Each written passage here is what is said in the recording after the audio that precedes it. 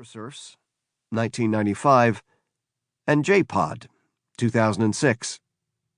A much shorter version of this book was created as a catalog to coincide with a show in Rotterdam at the Witte de Wit Center for Contemporary Art in 2014-2015. This show moved on to Munich's Villa Stuck Museum in fall 2016. My thanks go out to Defne Ayes of the Witte de Wit for her ideas and energy and hard work in taking any number of seemingly disparate ideas and weaving them together so that they reveal an overall pattern and logic, the true meaning of curation. Also, my thanks go to the Witte de Wit's Samuel Salamakers for his time and energy and hard work helping to realize the exhibition. And thanks to my editor, Anne Collins, for always being in the helicopter in the sky above me, connecting all of my dots that I'm too close to the ground to see. Douglas Coupland, Paris, 2016.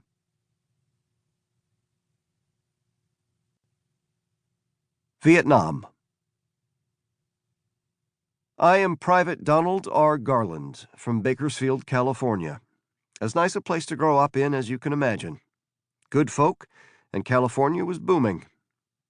My mother used to put sour cherry pies out on the lower edge of the Dutch door, just the way they cool down pies in cartoons, and it was pleasant that way.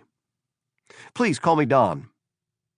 On August 5th, 1968, I was on an unarmed film reconnaissance mission of rivers in the Bong Sun region, and I was killed when my Huey Cobra's pilot got shot by a sniper from I don't know where.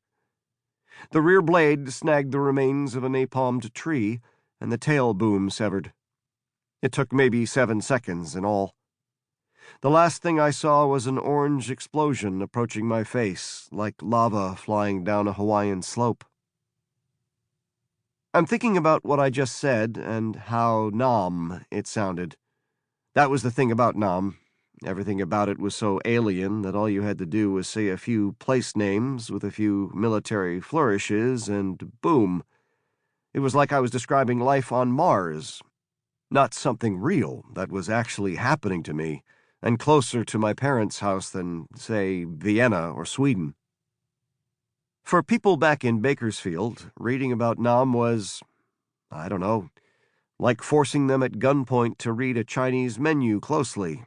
And no matter what you asked for, all they'd bring you was machine guns and dog soup. My death in Bong Sun was expensive. Aside from the costs of raising an American child born in 1949, there were the added costs of my attending San Diego Military Academy. It probably set my old man back 30 grand.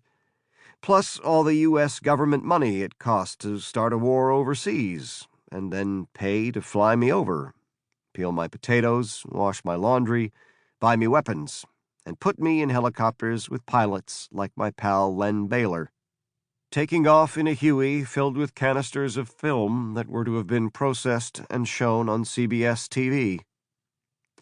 Len always got off on that. Maybe our footage would be shown right before Red Skelton or Bewitched.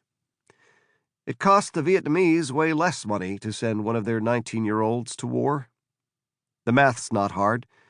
Grow up on a rice paddy, get a Soviet-made AK-47 for free, and bingo, it's wartime. That's what Len called asymmetrical warfare. I often wonder if someone in Washington looked at the cost of sending over people like me and said, "You know what? This is not sound Keynesian economics. We put too much money into raising this guy in, where? Bakersfield, California? Sounds too expensive already. His mama probably put out pies to cool on a window ledge. Just so he can end up dying in a fucking Huey Cobra crash? And how much does one of those things cost? How did someone that expensive end up in the shit? This is nuts. Don't we have cheaper people we can send off to that godforsaken shithole? Isn't that the reason we allowed Mississippi to be part of the country? Where's Lyndon?"